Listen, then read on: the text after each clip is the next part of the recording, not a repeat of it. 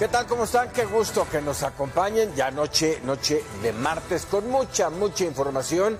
Vamos a hablar lamentablemente del tema de la inseguridad. Así es de que quédese con nosotros. Arrancamos la historia del mundo. Mega Noticias con Paco Ramírez.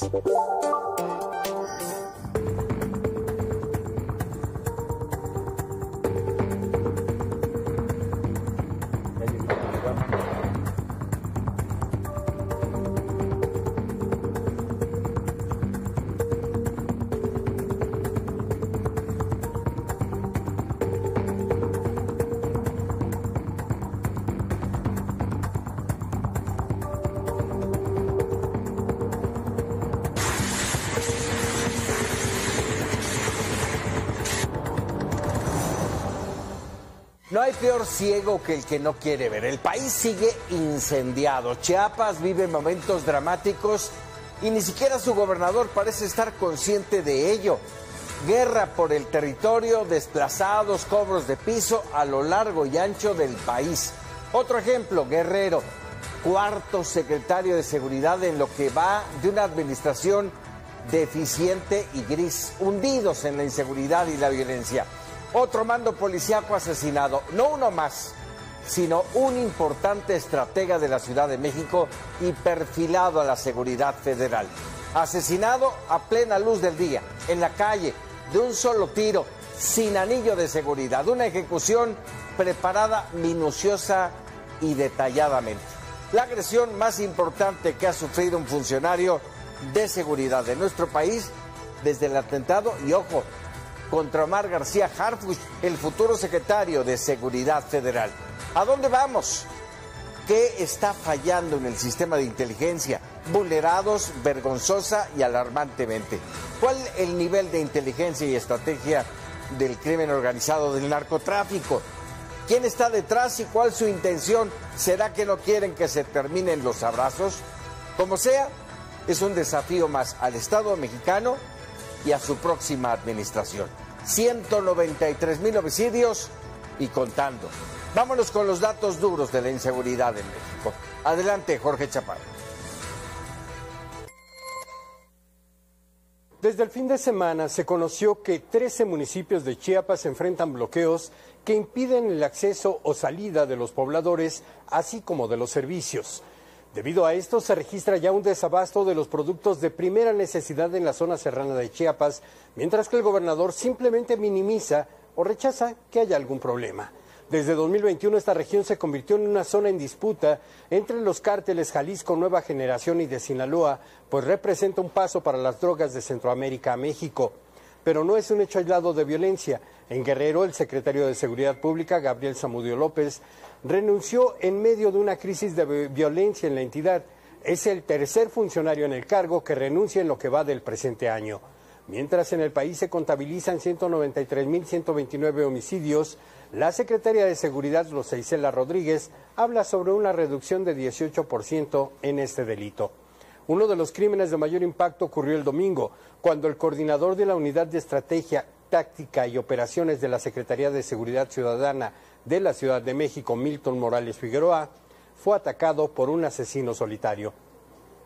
Los hechos ocurrieron en Coacalco, Estado de México, donde el jefe policíaco, reconocido como uno de los más preparados y mejores elementos de la corporación, encargado de la inteligencia de la dependencia, simplemente no estaba custodiado y se encontraba en compañía de su cuñado comprando en una pollería. Era uno de los más cercanos colaboradores de Omar García Harfuch, designado como próximo secretario de Seguridad Ciudadana y quien a su vez había sido víctima del peor atentado perpetrado en la Ciudad de México, cuando el 26 de junio de 2020 su auto y el de sus escoltas fue atacado por un comando fuertemente armado en la zona de Lomas de Chapultepec. Los sicarios presuntamente eran miembros del cártel Jalisco Nueva Generación. Hubo 12 detenidos, cada uno de ellos condenado a prisión por más de 180 años. Su compañero Milton Morales y Héctor Elizalde, alias Jaguar, otro jefe policíaco en funciones, eran los hombres más fuertes y cercanos a Omar García Harfuch. Ambos participaron en la clausura de una bodega en el aeropuerto capitalino y otra en Iztapalapa, propiedad del cártel de Jalisco. Además, Misael era responsable de investigar el atentado contra el periodista Ciro Gómez Leiva. Por eso extraña la facilidad con la que los delincuentes lograron vulnerar su seguridad y la de su familia y descubrir el momento exacto en que se encontraba sin escoltas y totalmente indefenso. La información que tengo, volvemos al estudio contigo. Jorge, muchas gracias por el reporte y establecemos comunicación con César Gutiérrez Priego, abogado, especialista en Derecho Penal Militar y Seguridad Nacional. César, como siempre, un gusto el poder platicar contigo. Buenas noches y de entrada te pregunto, a ver, ¿qué está pasando en México? No nada más es el tema de la inseguridad que llevamos arrastrando años y años y años, sino lo que está pasando más recientemente en la línea de un cambio de administración. Buenas noches, Francisco, un placer saludarte. Mira, entrando en el tema, podemos ver y tenemos que entender que esta ejecución, este artero asesinato, no fue hecho por un grupo criminal menor. Obviamente estamos hablando de un grupo que tiene las capacidades tácticas suficientes para hacer un seguimiento de un jefe policíaco, que además tenía conocimiento de los horarios en los que este jefe se podía encontrar sin la protección de su equipo de seguridad, sin la camioneta blindada con la que cuentan con ellos para poder realizar los traslados. Y asimismo, donde suceden los hechos, que es en Coacalco de Berrizábal, en el Estado de México, a cuadra y media está las instalaciones de la Fiscalía de Justicia del Estado de México y asimismo a 2 cuadras hay un módulo de seguridad de la policía. Entonces me parece que queda más que obvio que el seguimiento que se estuvo realizando para poder perpetrar este artero homicidio en el momento exacto, el día exacto y cuando se encontraba vulnerable, pues no es una casualidad. Y eso obviamente nos da un perfil de un grupo criminal que tiene las capacidades para realizar este tipo de ejecuciones. Y recordando que ellos no hacen ejecuciones al azar, que por supuesto que esta ejecución parecería que no solo iban de forma directa en contra del jefe policíaco, como el asesinato lo dice, sino que también es contra todo este grupo cercano de quien será el próximo secretario de Seguridad y Protección Ciudadana a nivel federal. Lo que nos demuestra el reto tan grande que se viene para lo que es el próximo gobierno en el país. Complicado, efectivamente, pero bueno, ahora viéndolo justamente en el reto que se le viene a García Harfuch, ya lo hizo en Ciudad de México, de eso presume tanto Claudia Sheinbaum como García Harfuch, ¿le será fácil hacerlo en el resto del país? Mira, el modelo se busca replicar, eso queda completamente claro. Hay que entender que en este momento en el país estamos viviendo una situación político-electoral que va a tener impacto en los años por venir y tiene que ver con el famoso Plan C y el hecho de que se hable de la reforma al Poder Judicial, entendiendo que la reforma al Poder Judicial no es única y exclusivamente para los jueces, magistrados y ministros de la Corte, sino que tiene que ser para todo el sistema de justicia que opera en el país, porque tenemos fiscalías deficientes que no tienen capacidades de investigación ni para dar seguimiento a las denuncias que se llevan a cabo, tenemos policías que en pocas palabras no tienen dientes, porque al no tener la policía en donde se basa el nuevo sistema de justicia penal, capacidades de investigación, porque son propias y exclusivas de las policías ministeriales o de investigación, desde ahí por supuesto que no tienen esa capacidad para darle seguimiento a todos estos trabajos de investigación. Situación que sí se dio en la Ciudad de México y que se buscaría replicar a nivel nacional.